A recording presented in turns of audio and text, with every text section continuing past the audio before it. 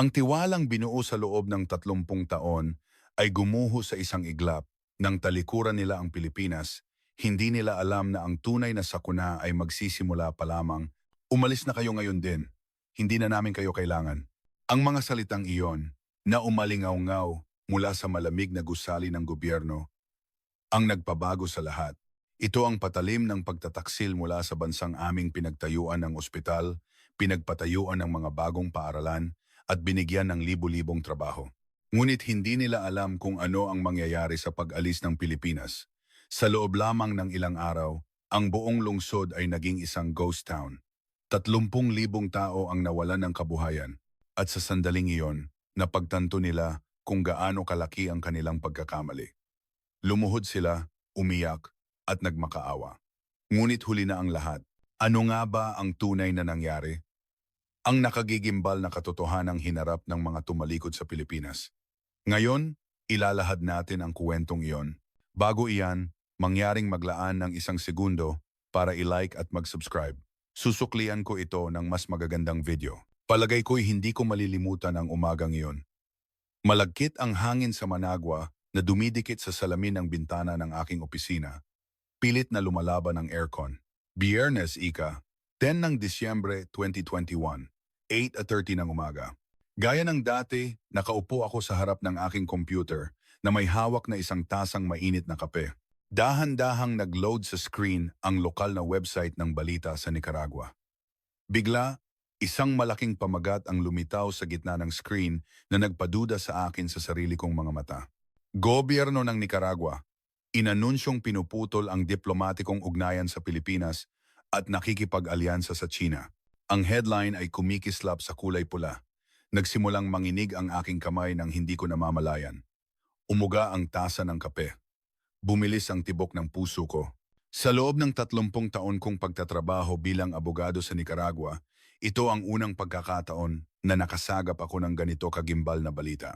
Nagmamadali kong ni-click ang mouse at binuksan ang artikulo. Lumabas ang isang video ng press conference ni Foreign Minister Dennis Moncada ng Nicaragua. Ang kanyang ekspresyon ay ibang-iba sa dati malamig at seryoso. Kinikilala ng Nicaragua ang People's Republic of China bilang nag-iisang lehitimong gobyerno ng China. Lahat ng diplomatikong relasyon sa Pilipinas ay agad na pinuputol. Ang boses ni Minister Moncada ay malamig na umalingaw-ngaw. Pinagdudahan ko ang aking pandinig. Paano nila nasabi ang ganoong bagay? 30 taon nang magka-partner ang Pilipinas at Nicaragua. Nilakasan ko ang volume. Nagtatanong ang mga reporter. Mas naging matigas ang tindig ni Minister Moncada. Ititigil ng gobyerno ng Nicaragua ang lahat ng economic cooperation projects sa Pilipinas at hinihiling ang kanilang pag-alis. Pati iyon ay sinabi niya. Tulala akong nakatitig sa screen, hindi lubos maisip kung ano ang nangyayari. Sa sandaling iyon, sunod-sunod na tumunog at nag-vibrate ang aking telepono. Hindi tumitigil ang ringtone. Nakita ko sa screen na tumatawag ang head office mula sa Makati.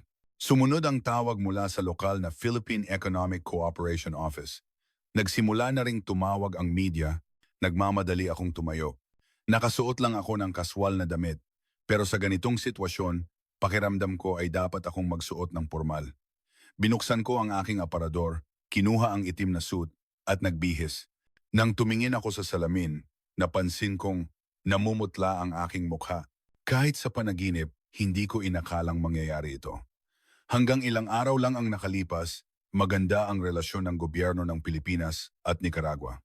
Ang daan mula sa bahay patungo sa opisina ay iba sa karaniwan. Sa bawat kanto ng kalye, may mga taong nagkukumpulan at nag-uusap, kakaiba ang kanilang mga ekspresyon. May ilan na tuwang-tuwa, ngunit mas marami ang may pag-aalala sa kanilang mga mukha. Sa harap ng mga tindahan sa tabi ng daan, may mga nagkukumpulan din. Isang matandang lalaki ang nagbabasa ng dyaryo at nakikipag-usap sa iba. Ang mga kabataan naman ay nakatutok sa kanilang mga smartphone, may tinitingnan. Maging ang tsuper ng taxi ay iba sa dati, nilakasan niya ang radyo para makinig sa balita. Paulit-ulit na binabanggit ang tungkol sa Pilipinas. Tumingin sa akin ang tsuper sa rearview mirror at tinanong kung Pilipino ako. Pagdating ko sa gusali ng opisina, mas magulo ang lobby kaysa dati. Ang mga tao ay nagkukumpulan, at nag-uusap. Maraming tao rin sa harap ng elevator. Lahat sila ay nakatingin sa kanilang mga cellphone, tinitingnan ang balita. Pagdating ko sa ika, 19 na palapag, kung nasaan ang aming opisina, nagkakagulo na. Ang dating tahimik na opisina ay tuluyang nagbago. Ang mga empleyado ay nakadikit sa kanilang mga monitor, nanonood ng live na balita. Ang mga telepono ay walang tigil sa pagtunog. Sa aking mesa, kumikislap ang pulang ilaw, senyales ng 12-dosenang missed calls. Sunod-sunod din ang pagpasok ng mga email mula sa Makati Head Office, lokal na media sa Nicaragua at iba pang mga law firm. Tumakbo papalapit sa akin ang isang staff, si Maria. Maputla ang kanyang mukha at nanginginig ang kanyang boses. Attorney Reyes, alam niyo po ba kung anong nangyayari? Biglaan ang lahat ng ito, wala rin akong alam, sagot ko. Hanggang ilang araw lang ang nakalipas, walang anumang problema sa pagitan ng gobyerno ng Pilipinas at Nicaragua. Siyempre, may mga naririnig akong usap-usapan tungkol sa pagtaas ng interes ng ilan sa ekonomiya ng China, pero hindi ko inakala na hahantong sa ganito kagrabing hakbang. Binuksan ko ang aking computer at naghanap ng mas detalyadong impormasyon. Tiningnan ko ang iba't ibang mga news website at nangalap ng datos. Tila lalong lumalala ang sitwasyon. Talagang hinihiling ng gobyerno ng Nicaragua na umalis ang Pilipinas, ngunit may isang bagay na kakaiba. Bakit biglaan ang desisyon? Walang malinaw na paliwanag. Tanging malalabong pahayag tulad ng pambansang interes at mas mahusay na suportang pang-ekonomiya mula sa Tsina ang lumalabas. Lalong umingay sa opisina, sunod-sunod na dumating ang iba pang mga abogado. Lahat sila ay gulat na gulat. Ito ay isang sitwasyon kung saan ang isang partner sa loob ng 30 taon ay bigla na lang sinabihang umalis. Tumunog na naman ang telepono. Sa pagkakataong ito, mula sa Philippine Economic Cooperation Office sa Nicaragua, narinig ko ang boses ni Director Santos. Halatang-halata ang kanyang pagkasindak, Attorney. Reyes, maaari ka bang pumunta dito agad? Kailangan nating magkaroon ng emergency meeting. Dali-dali kong inayos ang aking bag at umalis sa opisina. Paglabas ko, patuloy na tumutunog ang aking telepono at sunod-sunod ang pagpasok ng mga text message. Ito ang unang pagkakataon na naranasan ko ang ganitong kaguluhan. Habang nasa taxi papunta sa opisina ng Economic Cooperation, patuloy na ibinabalita sa radyo ang tungkol dito. Ang buong Nicaragua ay nagkakagulo dahil sa balitang ito. Pagdating ko sa opisina, kakaiba ang kapaligiran. Karaniwan, abala ang mga empleyado sa paglalakad-lakad, ngunit sa araw na iyon, sila ay nagkukumpulan at nagbubulungan. Lahat sila ay may seryoso at balisang mga mukha.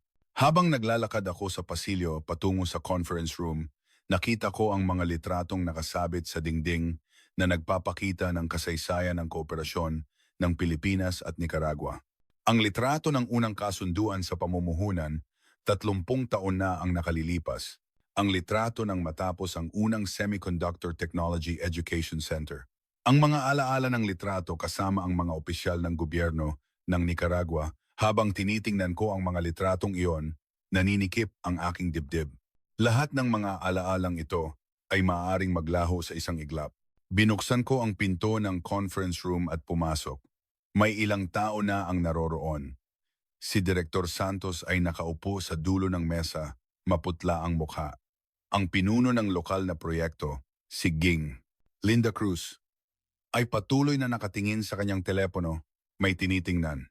Pagpasok ko, lahat sila ay tumingin sa akin. Ang kanilang mga mata ay puno ng pag-asa, na para bang inaasahan nilang malulutas ko ang lahat ng problema. Unang nagsalita si Director Santos, mas nanginginig ang kanyang boses kaysa dati. Paano nangyari ito sa isang gabi? Hindi ko maintindihan. Hanggang ilang araw lang ang nakalipas, wala namang problema. Kalmado akong sumagot. Una, kailangan nating alamin ang eksaktong posisyon ng gobyerno. Hindi natin malalaman ang buong kuwento sa pamamagitan lamang ng mga ulat sa media. Ngunit sa loob ko, patuloy na lumalaki ang aking pag-aalala, inilatag ni Geng. Cruz sa mesa ang mga dokumento tungkol sa mga galaw sa politika sa nakalipas na ilang buwan. Makakapal na folder ang nakasalansan. Nang makita ko iyon, alam kong hindi simple ang problema. Isa-isa kong tiningnan ang mga nilalaman na inilabas ng gobyerno at nagsimulang makakita ng mga kakaibang bagay. Hindi ito simpleng usapin ng suportang pang-ekonomiya. Ang unang nakakuha ng aking pansin ay ang napakalaking pangako ng pamumuhunan mula sa China. Paulit-ulit na lumalabas ang mga detalye tungkol sa puntapung bilyong pamumuhunan at suporta para sa pagtatayo ng Nicaragua Grand Canal. Ngunit ito ay malayo sa katotohanang alam ko. Ang mga ginagawa ng Pilipinas sa Nicaragua ay talagang nakakakuha ng magandang pagkilala. Ang sahod na inaalok sa mga trabaho ay mas mataas kaysa sa average sa Nicaragua. Ang paglilipat ng teknolohiya ay aktibo ring isinasagawa. Ipinakita ni Gen Cruz ang mga datos na kanyang inihanda. Ang average na sahod ng mga empleyado sa mga kumpanyang kaugnay sa Pilipinas ay 2.2 beses na mas mataas kaysa sa lokal na average sa Nicaragua. Bukod dito, bawat taon, ang head office sa Makati ay nagsasagawa ng mga programa sa pagsasanay. Kung gayon, bakit nagkaroon ng ganitong biglaang pagbabago? Sumakit ang ulo ko at mas masusi kong sinuri ang mga dokumento. Naglabas si Director Santos ng isa pang ulat. Ito ay isang ulat na nagbubuod sa mga ginawa ng Pilipinas sa Nicaragua. Nang makita ko iyon, namangha ako. Ang Pilipinas ay hindi lamang simpleng namumuhunan. Marami talaga silang ginawa para sa lokal na komunidad. Ang unang nakakuha ng aking pansin ay ang Ospital ng Pagkakaibigang Pilipino-Nicaraguan. Isang general hospital na may 250 kama na matatagpuan 1 minuto mula sa Managua. Ang taunang gastos sa operasyon nito ay higit sa 1.2 bilyong piso. Lahat ng gastusing ito ay sinasagot ng Pilipinas. Ang ospital na ito ay nagbibigay ng libreng serbisyong medikal sa mga residente ng rehiyon. Maging ang mga mahihirap ay maaaring makatanggap ng paggamot nang hindi nag-aalala sa gastos. Partikular na ang emergency room ay bukas 24 oras na nagsisilbing nag-iisang modernong sentrong medikal para sa emerhensiya sa rehiyon. Nakakamangha rin ang kwento ng Philippine-Nicaraguan Institute of Technology, PNIT. Ito ay isang espesyal na institusyong pang-edukasyon na nagtuturo ng mga pangunahing kaalaman sa semiconductor at IT. Bawat taon, 25 na estudyante ang nag-aaral dito at ang mga mag-aaral mula sa mga pamilyang may mababang kita ay ganap na libre sa matrikula. Ang paaralang ito ay hindi lamang nagbibigay ng lokal na kurikulum sa Nicaragua, kundi pati na rin ng internasyonal na antas ng pangunahing edukasyon sa teknolohiya ng semiconductor na tumutulong sa mga mag-aaral na maging mga global na talento sa teknolohiya sa hinaharap. Ang pinakakahanga-hanga ay ang Semiconductor Technology Transfer Program. Sa nakalipas na 15 taon, taon-taon ay nagpapadala ang Pilipinas ng higit sa 12 eksperto sa semiconductor sa Nicaragua upang magturo ng mga pangunahing kaalaman sa semiconductor sa mga lokal na kabataan ng libre. Ang halaga nito ay aabot sa bilyon-bilyong piso. Karaniwan, ang ganitong teknolohiya ay isang pangunahing sekreto ng kumpanya, ngunit ang mga ekspertong Pilipino ay walang pag-iimbot na ibinahagi ito upang sama-samang umunlad ang mga kabataan ng Nicaragua.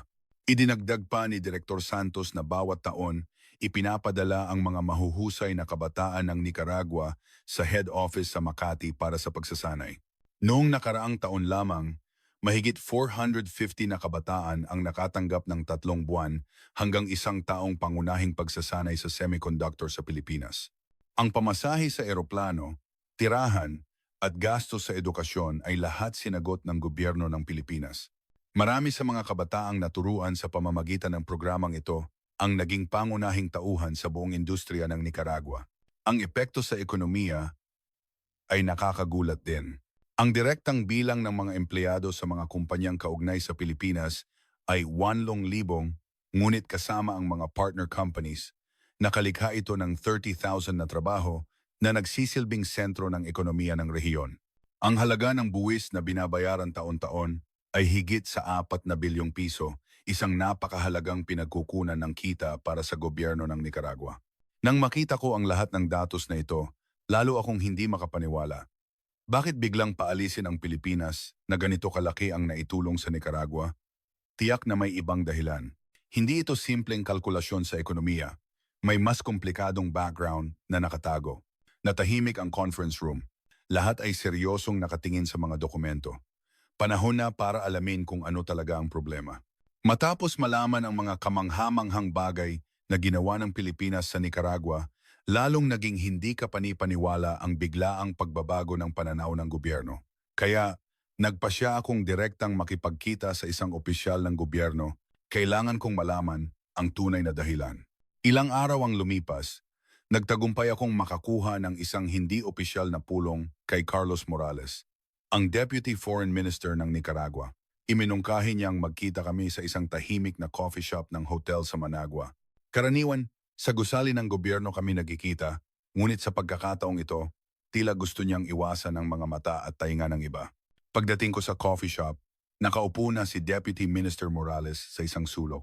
Iba sa dati niyang kumpiyansang anyo, tila siya ay hindi mapakali at patuloy na tumitingin sa paligid.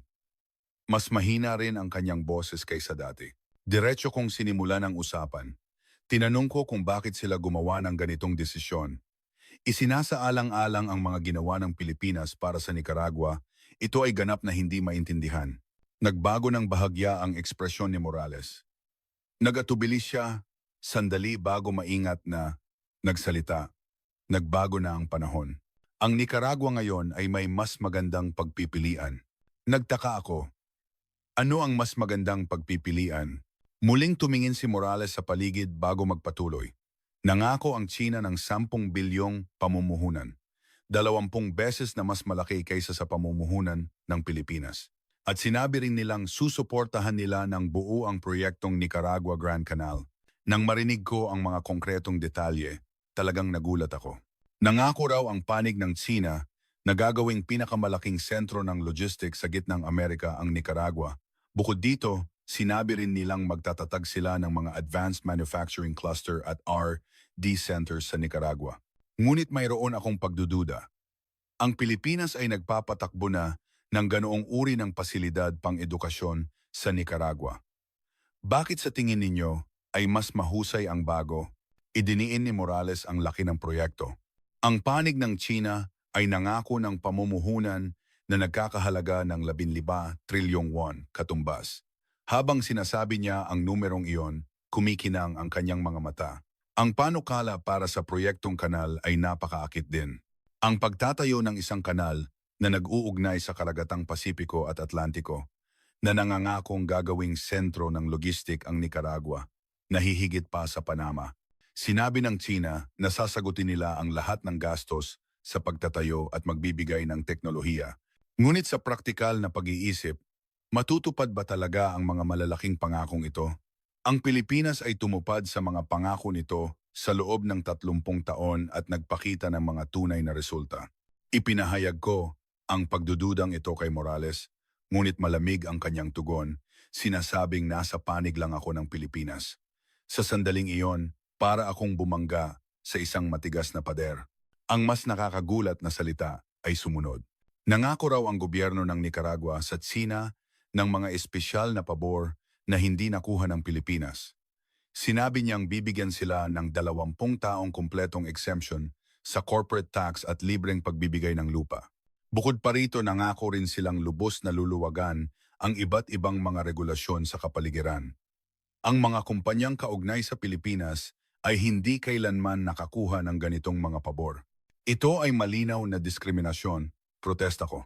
Tinanong ko kung tama bang bigyan ng mas magandang kondisyon ang isang bagong kumpanya kaysa sa isang partner na matapat na nagtrabaho sa loob ng 30 taon, ngunit si Morales ay desidido na, kumbinsido na ang China ang magdadala ng mas malaking pag-unlad.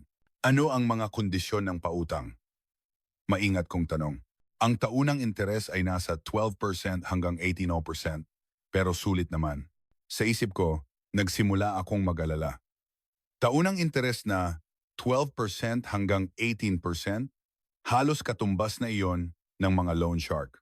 Karaniwan, ang mga pautang para sa pag-unlad sa pagitan ng mga bansa ay nasa 1% hanggang 3%. Ang ganitong interes ay talagang mapanganib. Paano ang mga kondisyon sa pagbabayad ng utang? 30 taong grace period pagkatapos ay 50 taong installment. Paano kung hindi makabayad? Nagsimulang mag-alinlangan si Morales. Sa sandaling iyon, alam kong may nakatagong mapanganib na kondisyon. Paano kung hindi makabayad? Ulit kong tanong, hindi mangyayari iyon. Ang dalbilyon ay sapat na para makalikha ng kita. Ngunit walang katiyakan sa kanyang boses. Parang gusto niyang kumbinsihin ang sarili niya. Nang gabing iyon, isang mas nakakagulat na balita ang dumating. Gumawa ng pinal na desisyon ang head office sa Makati. Inanunsyo nilang nabigo ang negosasyon sa gobyerno ng Nicaragua at nagpasya silang umalis. Talagang nagulat ako. Hindi ko inaasahan na aalis talaga sila. Hindi ako makapaniwala na iiwan na lang nila ang lahat ng pinaghirapan sa loob ng 30 taon. Inilabas ang pahayag ng Philippine Economic Cooperation Office Head Office. Ang nilalaman, sa isang sitwasyon kung saan nasira ang tiwala, hindi na maaaring magpatuloy ang kooperasyon. Kung hindi maitatag ang isang partnership na nakabatay sa respeto at tiwala sa isa't isa, ang pag-alis ang pinakamahusay na pagpipilian. Nang kumalat ang balitang ito, nagimbal ang buong Nicaragua. Ngunit matigas pa rin ang tugon ng gobyerno. Inanunsyo nilang hindi sila yuyuko sa banta ng anumang dayuhang kumpanya. Tumaas ang boses ni Foreign Minister Moncada sa isang press conference. Ang Nicaragua ay isang soberanong bansa. Gumagawa kami ng pinakamahusay na pagpipilian para sa aming sariling interes. Ang banta ng pag-alis ng Pilipinas ay isang hindi katanggap-tanggap na aksyon, ngunit sa loob ko, mayroon akong pagdududa. Mapapanindigan ba talaga ng mga taong ito ang kanilang kumpiyansa hanggang sa huli? Tuparin kaya talaga ng China ang kanilang mga pangako? Ilang linggo ang lumipas, unti-unting nagsimulang magbago ang sitwasyon. Ang unang nagbago ay ang mga partner companies. Mahigit 500 kumpanya na nakikipagtransaksyon sa mga kumpanyang kaugnay sa Pilipinas ay sunod-sunod na nahirapan. Ang mga kumpanyang gumagawa ng mga piyesa ay biglang nawalan ng order. Dati, sapat na ang trabaho mula sa mga kumpanyang Pilipino, ngunit ngayon, kailangan nilang maghanap ng ganap na bagong mga kliyente. Ngunit hindi iyon madali. Ganon din ang mga kumpanya ng transportasyon. Ang mga kumpanyang naghahatid ng mga produkto ng mga kumpanyang Pilipino sa pantalan ay biglang nawalan ng trabaho. Nagsimula na ring maapektuhan ang lokal na komersyo. Ang mga restoran o tindahan na madalas puntahan ng mga empleyadong Pilipino ay nabawasan ng 1-2% ang mga customer. Ang 8,000 empleyado at kanilang mga pamilya ang pangunahing customer, ngunit lahat sila ay naghahanda ng umalis. Ngunit mula sa Tsina na inaasahan ng gobyerno ng Nicaragua, walang anumang balita. Nasaan na ang 10 bilyong pamumuhunan? Kailan magsisimula ang pagtatayo ng Grand Canal? Walang nakakaalam.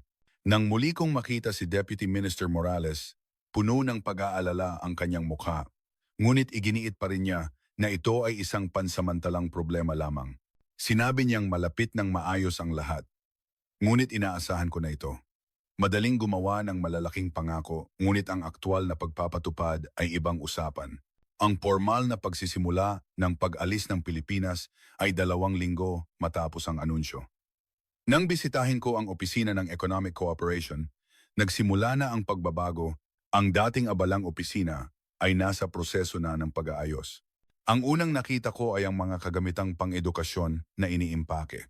Maingat na inilalagay sa mga kahoy na kahon ang mga kagamitan para sa pangunahing edukasyon sa semiconductor.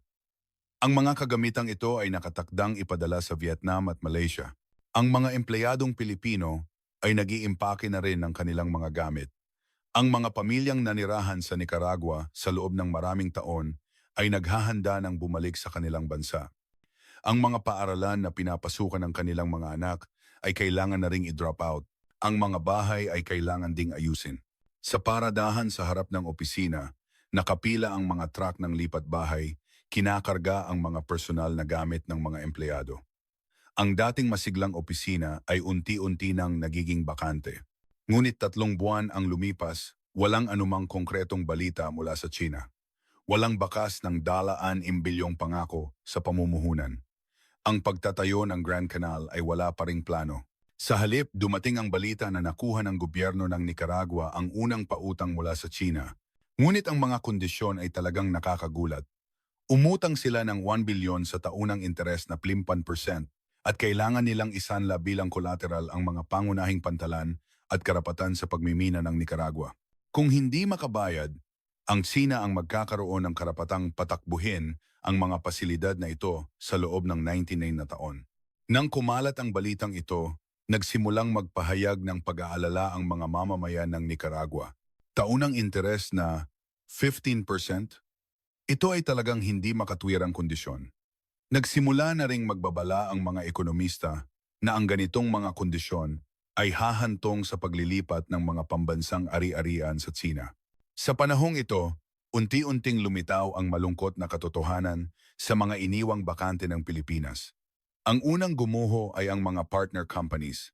Mahigit 800 kumpanya na nakikipagtransaksyon sa mga kumpanyang kaugnay sa Pilipinas ay sunod-sunod na nahirapan.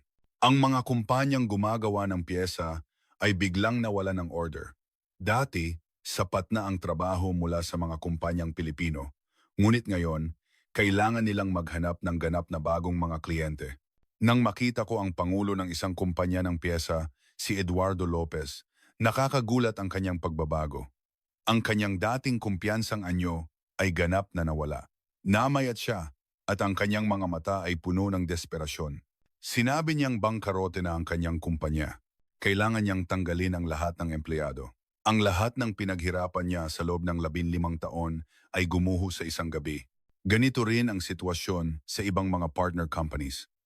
Ang mga kumpanya ng transportasyon ay kailangang magbenta ng mga truck. Ang mga kumpanya ng packaging ay kailangang magsara ng mga pabrika. Lahat ng industriyang may kaugnayan sa Pilipinas ay bumagsak na parang domino. Ang Ospital ng Pagkakaibigang Pilipino-Nicaraguan na pinamamahalaan ng Pilipinas ay kailangan na ring magsara. Nakipag-ugnayan sa akin si Dr. Luis Santos, ang direktor ng ospital. Sinabi niyang matapos maputol ang suportang pinansyal para sa operasyon ng ospital, hindi na nila kayang magpatuloy. Sinabi niyang labis siyang nag-aalala para sa mga residente ng rehiyon. Dati, dahil sa ospital na ito, nakakatanggap sila ng libreng paggamot, ngunit ngayon, kailangan nilang magbayad para pumunta sa malalayong ospital. Sa katunayan, matapos magsara ang ospital, ganap na naparalisa ang sistema ng kalusugan sa rehiyon. Ang mga pasyenteng may emergency ay kailangang maglakbay ng 3 oras papuntang Managua. Dumarami ang mga kaso ng mga pasyenteng may malubhang karamdaman na hindi nakakatanggap ng napapanahong paggamot. Araw-araw, laman ng mga lokal na pahayagan ang mga ulat tungkol sa paglawak ng mga lugar na walang serbisyong medikal. Dumarami ang mga kaso ng mga mahihirap na sumusuko na lang sa pagpapagamot dahil hindi nila kayang bayaran ang gastos sa ospital. Ganito rin ang nangyari sa Philippine-Nicaraguan Institute of Technology, PNIT.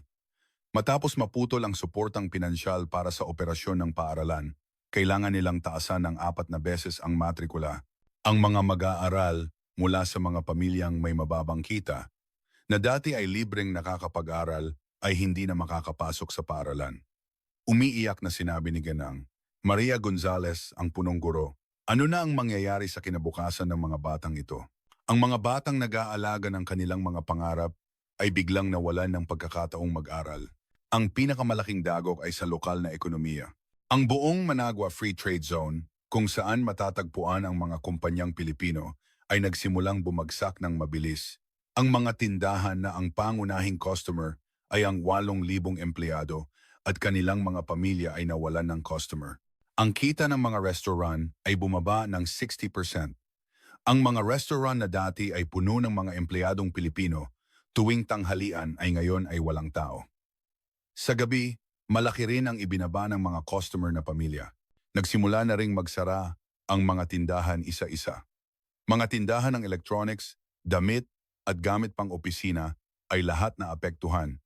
Ngayon lang nila napagtanto na ang purchasing power ng mga empleyadong Pilipino ang bumubuhay sa ekonomiya ng rehiyon. Bumagsak din ang presyo ng real estate.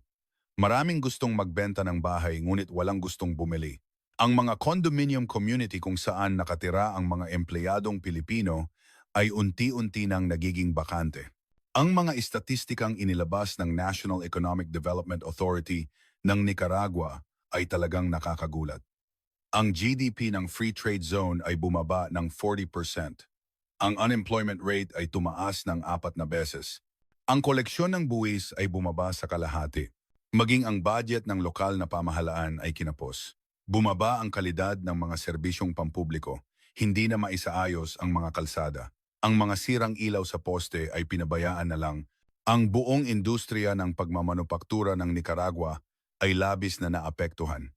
Ang mga kumpanyang Pilipino ang bumubuo sa 60% ng advanced technology sector ng Nicaragua. Ang bahaging ito ay ganap na nawala. Inihayag ng Samahan ng Industriya ng Nicaragua na ang mismong ecosystem ng teknolohiya ay nasa panganib. Maging ang ibang mga dayuhang kumpanya ay nagsimulang magbawas o mag-antala ng pamumuhunan. Ang mas malala ay ang pag-alis ng mga skilled workers. Ang mga mahuhusay na inhinyero na naturuan sa ilalim ng Pilipinas ay nagsimulang umalis patungo sa ibang bansa para maghanap ng trabaho. Ang mga kumpanya ng teknolohiya sa Costa Rica, Panama at Colombia ay aktibong kumukuha sa kanila. Ang teknolohiyang binuo sa loob ng 13 taon ay biglang nawala.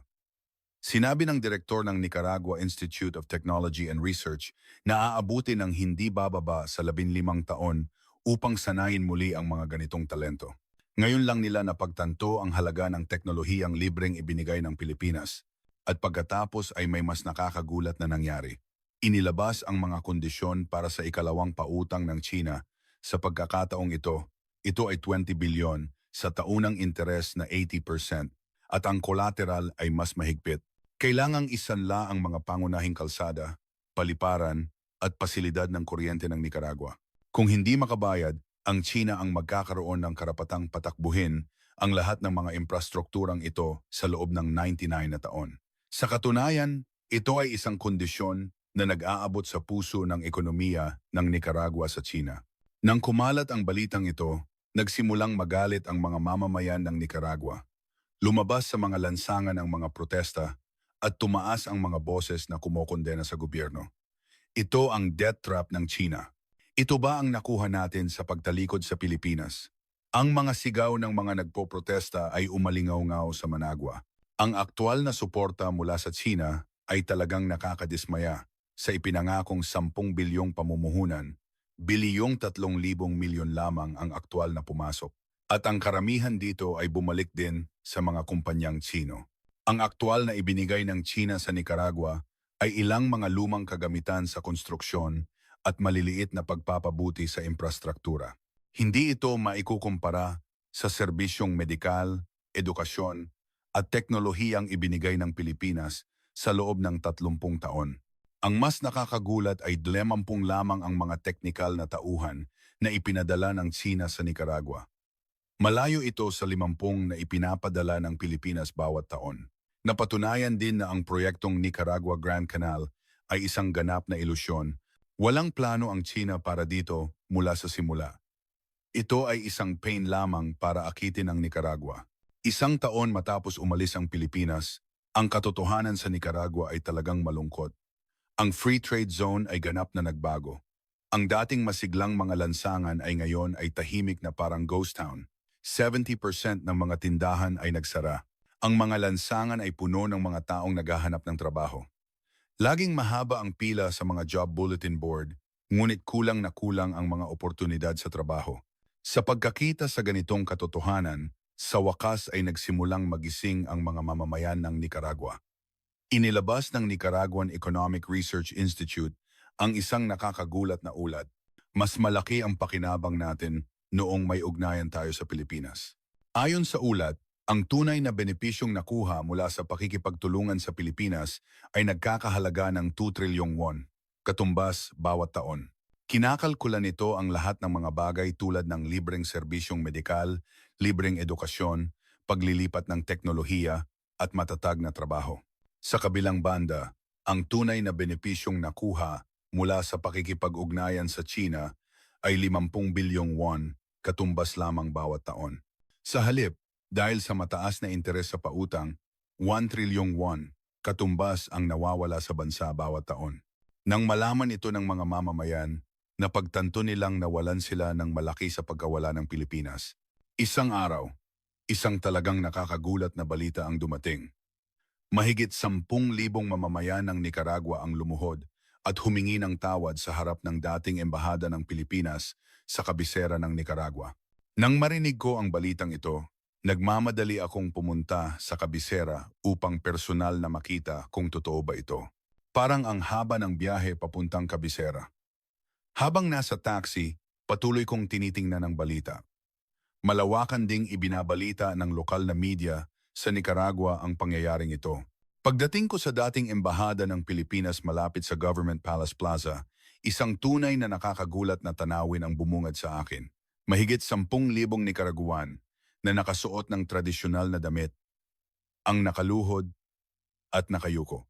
Hawak nila ang mga placard na nakasulat sa Filipino, "Nagkamali kami, Pilipinas, bumalik na kayo. Patawarin ninyo kami, nalaglag kami sa patibong niyang utang ning tisina." Malamig ang hangin ng Pebrero, ngunit nanatili sila sa kanilang posisyon. Ilang oras na silang nakaluhod at mukhang namamanhid na ang kanilang mga binti, ngunit walang tumatayo. Hawak ang isang megaphone, nagsalita si Carlos Menendez, isang kinatawan ng isang civic group sa Nicaragua na nanginginig ang boses. Taus-puso kaming humihingi ng paumanhin sa gobyerno at mamamayan ng Pilipinas. Masyado kaming naging sakim, hindi namin naintindihan ang tunay na intensyon ng Pilipinas. Ang kanyang boses ay puno ng tunay na pagsisisi. Ibang-iba sa dati niyang kumpiyansang anyo. May luha sa kanyang mga mata at patuloy na nanginginig ang kanyang boses. Mas malaki ang pakinabang natin noong may ugnayan tayo sa Pilipinas.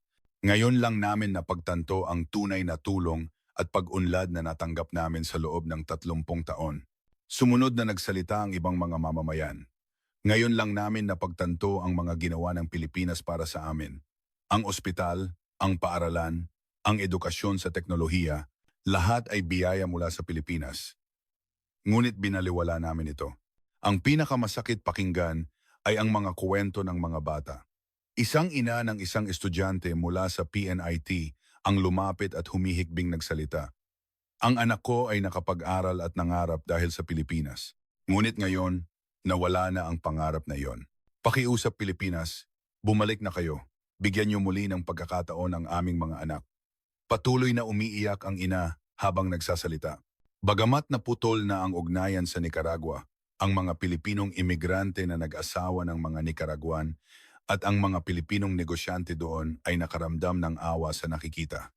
May ilan na umiiyak, may ilan na nagbibigay ng maiinit na inumin sa kanila. May ilang opisyal ng gobyerno ng Pilipinas din ang lumabas upang obserbahan ang sitwasyon, ngunit nanatiling malamig ang kanilang mga ekspresyon. Ang pusong nasugatan na ay tila hindi madaling gumaling.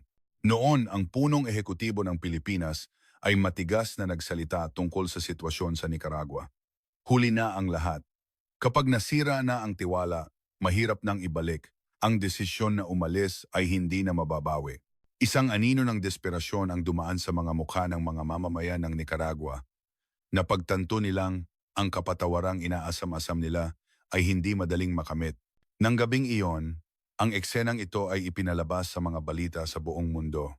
CNN, BBC, NHK at iba pang mga pangunahing media outlet ay nag-ulat tungkol sa pagsisisi ng mamamayan ng Nicaragua. Nagsimulang magbago ang opinyon ng internasyonal na komunidad pabor sa Pilipinas. Nalaman nila kung gaano katapat na nagtrabaho ang Pilipinas para sa ibang bansa at kung gaano sila hindi makatarungang tratuhin.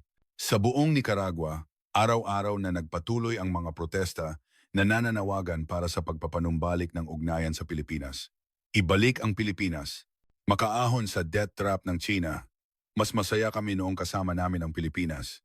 Hindi namin mapapatawad ang gobyernong nagbenta sa ating bansa. Ang mga sigaw ng mga nagpoprotesta ay umalingaw-ngaw sa buong Nicaragua. Ilang araw ang lumipas, isang mas nakakagulat na balita ang dumating. Naglabas ng opisyal na paumanhin ang gobyerno ng Nicaragua. Si Deputy Minister Morales mismo ang nagpatawag ng press conference. "Inaasahan namin ang mas magandang pag-unlad sa pamamagitan ng pakikipag-ugnayan sa China, ngunit ang katotohanan ay kabaligtaran. Ngayon lang namin napagtanto na mas malaki ang pakinabang namin noong kasama namin ang Pilipinas. Dahil sa maling desisyon ng gobyerno ng Nicaragua, nawalan kami ng isang mahalagang partner.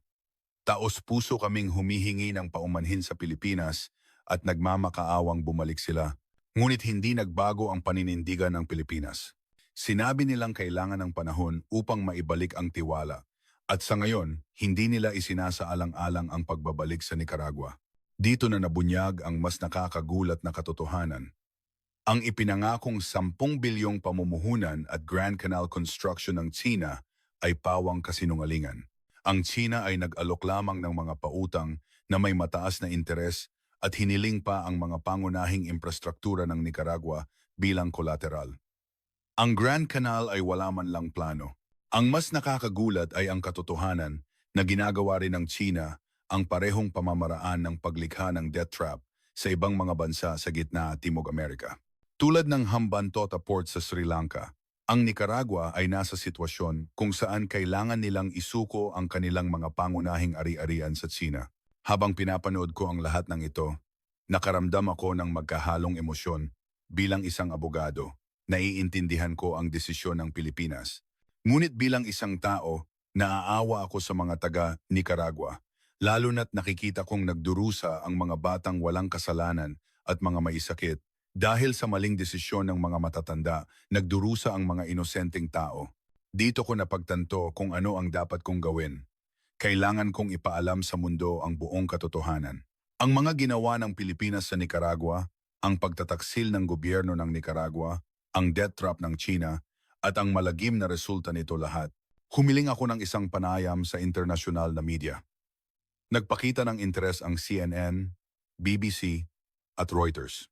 Matagumpay akong nakakuha ng panayam sa ilalim ng pamagat na isang abogadong direktang nasaksihan ang trahedya ng pagputol ng ugnayan ng Nicaragua at Pilipinas nagsalita. Nagpasya akong ipaalam sa mundo ang katotohanan tungkol sa insidenteng ito. Hindi na ako maaaring manahimik. Ang tunay na mukha na ipinakita ng Pilipinas sa ibang bansa at ang hindi makatarungang pagtrato dito, ang debt trap ng China at ang trahedyang idinulot nito, nagpasya akong sabihin ang lahat. Nang maupo ako sa studio ng CNN, sa ilalim ng paningin ng buong mundo, kailangan kong sabihin ang lahat ng katotohanang nasaksihan ko. Tinanong ng anchor kung paano ko tatasahin ang insidente ng pagputol ng ugnayan ng Nicaragua at Pilipinas. Huminga ako ng malalim at nagsimulang magsalita. Noong una, naiintindihan ko ang pagpili ng gobyerno ng Nicaragua. Natural lang na maghanap ng mas magandang oportunidad sa ekonomiya. Ngunit nang malaman ko ang katotohanan, ganap na nagbago ang aking pananaw. Ang Pilipinas ay hindi lamang naghahangad ng kita. Sa loob ng 30 taon, namuhunan sila para sa tunay na pag-unlad ng Nicaragua. Nagtayo sila ng mga ospital, nagpatayo ng mga paaralan, at naglipat ng teknolohiya. Ngunit tinraidor ng gobyerno ng Nicaragua ang ganitong Pilipinas. Ang pangako ng China na mag-alok ng mas maganda ay isang kumpletong debt trap. Mataas na interes na pautang na 15% hanggang 20%, 19 na taong collateral sa infrastruktura. Walang pinagkaiba ito sa panahon ng kolonyalismo. Sa huli, ang Nicaragua lang ang napinsala. Sa tingin ko, ang insidenteng ito ay isang kaso kung saan ang Pilipinas na naghahangad ng tunay na pag-unlad para sa kapwa ay tinraidor. Ang video ng panayam ay na-upload sa YouTube at naging usap-usapan sa buong mundo. Umabot sa mahigit 15 milyong views. Ang mga komento ay nagpakita ng simpatya sa Pilipinas. Ito ang debt diplomacy ng China. Ngayon alam na natin kung gaano katapat na partner ang Pilipinas. Masyadong naging sakim ang Nicaragua. Ang ganitong mga komento ay bumaha. Pagkatapos nito, mas nakakagulat na mga bagay ang nangyari. Unang inilabas ang mga kondisyon para sa ikatlong pautang ng China. Sa pagkakataong ito ay 3 bilyon sa taunang interes na 22%. Ang mga kondisyon ng kolateral ay mas mahigpit. Kailangang isanla ang mga karapatan sa pagmimina ng mga pangunahing likas na yaman, mga lupang sakahan, at karapatan sa pangingisda ng Nicaragua. Kung hindi makabayad, ang China ang magkakaroon ng eksklusibong karapatan sa lahat ng ito sa loob ng 150 taon. Nang kumalat ang balitang ito, nagimbal ang buong Nicaragua. Lumaki ang mga protesta at tumaas ang mga panawagan para sa pagbibitiw ng gobyerno. Hindi namin maaaring isuko sa China ang lupang pinrotektahan ng aming mga ninuno. Ibalik ang Pilipinas.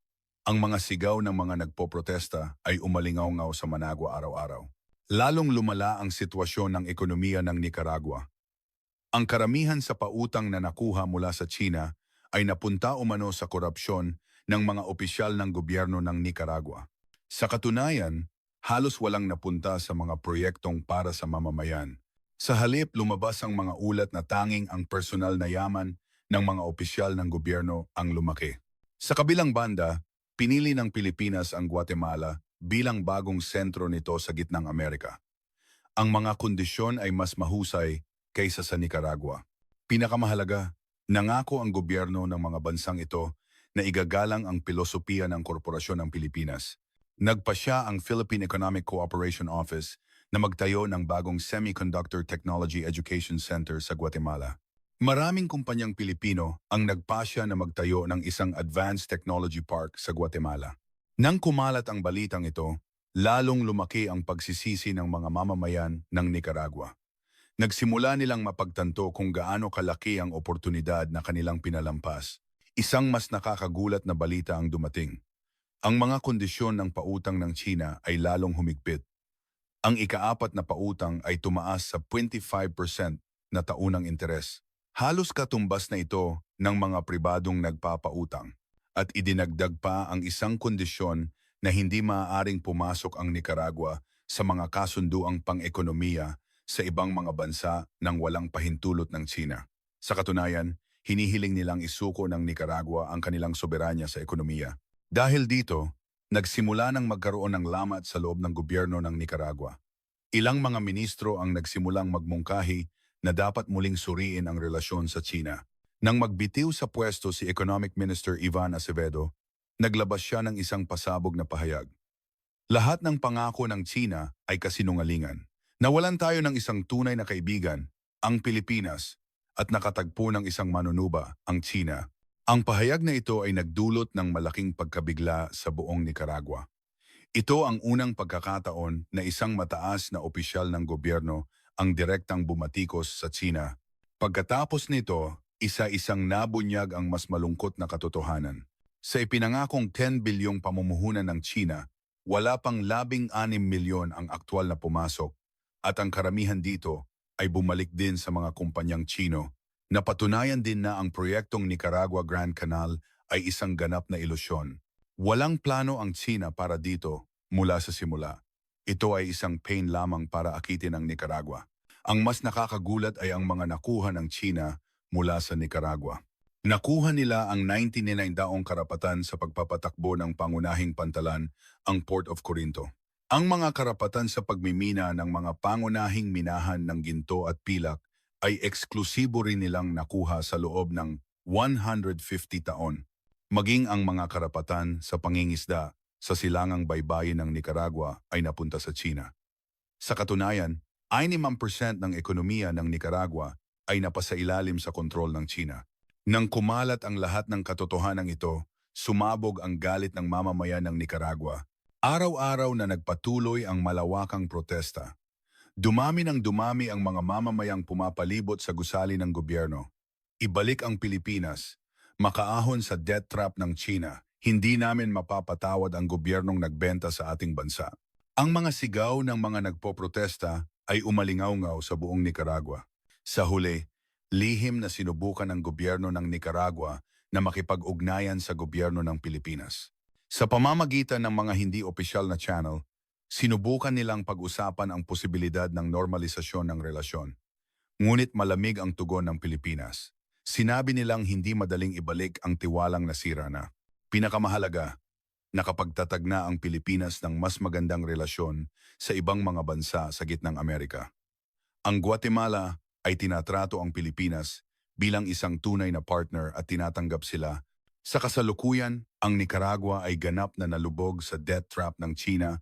Ang pambansang utang ay lumampas na sa 200% ng GDP. Lahat ng pangunahing infrastruktura ay kontrolado ng China. Ang mga iniwang bakante ng Pilipinas ay nananatiling walang laman. Ang teknolohiya at talento na binuo sa loob ng 30 taon ay lahat napunta sa ibang bansa. Walang palatandaan ng pagbangon ang lokal na ekonomiya. Sa aking follow-up na panayam sa internasyonal na media, sinabi ko sa pamamagitan ng insidenteng ito, mapagtatanto ng buong mundo na ang Pilipinas ay hindi lamang naghahangad ng kita, kundi nais ang tunay na pag-unlad ng kabilang bansa. Sa kabilang banda, ang economic diplomacy ng China ay isang bagong uri ng kolonyalismo sa pamamagitan ng debt trap, ang Nicaragua. na naakit sa matatamis na pangako ay nawalan ng isang tunay na kaibigan. Ang kapalit nito ay ang panganib sa mismong soberanya ng bansa. Ang video ng panayam ay muling naging usap-usapan sa buong mundo. Sa pagkakataong ito, lumampas sa 20 milyong views. Nagising nito ang kamalayan tungkol sa debt diplomacy ng China. Ilang buwan ang lumipas, inanunsyo rin ng Pilipinas ang mga bagong pamumuhunan sa Guatemala. Ang mga kondisyon ay mas mahusay kaysa sa Nicaragua. Pinakamahalaga, nangako ang gobyerno ng mga bansang ito na igagalang ang pilosopiya ng pagnenegosyo ng Pilipinas. Sa kabilang banda, ang Nicaragua ay patuloy na naghihirap sa kumunoy ng utang sa China. Dahil sa dumaraming pasanin sa interes bawat taon at mahigpit na collateral, ang ekonomiya ng bansa ay unti-unting kinokontrol ng China. Sa pamamagitan ng insidenteng ito, mapagtatanto ng buong mundo na ang economic cooperation ng Pilipinas ay naghahangad ng tunay na pag-unlad para sa kapwa habang ang economic diplomacy ng China ay isang bitag na gumagapos. Ang mga mamamayan ng Nicaragua ay patuloy na umaasa sa pagbabalik ng Pilipinas, ngunit ang tiwalang nasira na ay tila hindi na madaling maibabalik. Ang opinyon ng publiko ay ganap na ring nagbago. Sa isang kamakailang survey, 85% ng mga mamamayan ang sumagot na nais nilang ibalik ang ugnayan sa Pilipinas. 92% din ang sumagot na isang maling desisyon ang pakikipag-ugnayan sa China. Ngunit ang gobyerno ng Nicaragua na nasa ilalim na ng kontrol ng China ay hindi na madaling makakawala. Ang China, na hawak ang puso ng ekonomiya ng Nicaragua, ay hindi madaling kalabanin. Hanggang dito na lang ang video para sa araw na ito. Kung naging interesado kayo, mangyaring mag-like at mag-subscribe. Salamat. Salamat sa panonood ng Pinoy Student TV. Ang inyong subscription, like at suporta ang pinakamalaking motibasyon namin sa paggawa ng mga video. Sa hinaharap, patuloy kaming magsisikap na magbigay sa inyo ng mas mabilis at mas tumpak na impormasyon.